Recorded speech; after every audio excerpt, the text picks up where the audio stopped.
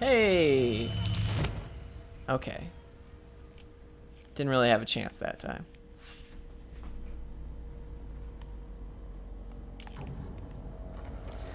One thing I will also say about this is that the level of fear is a lot greater when you can get it on the first try, even after you've realized what you're supposed to do.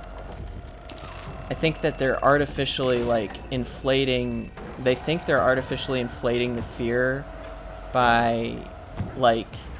But you won't survive if you don't do these things perfectly. So if you screw up and you start doing the wrong thing, you will definitely die. But that kind of makes it not as scary.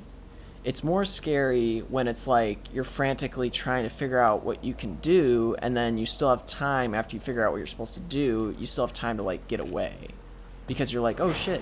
But anytime I'm fighting somebody, it's like, oh, if I screw up one time, I know I'm not going to make it. So I'm just like, oh, whatever, I'll just die this time. It's no big deal.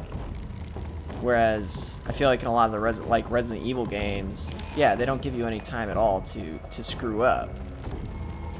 Like, it's like in a video game whenever you get into one of those situations where there's the crushing wall, you know? And you're like trying to figure, like, okay, how do I stop the wall from crushing me? Like the spikes or something. And they usually give you some time, and you're like, oh god, you know, what am I supposed to do? Am I supposed to do this or do that?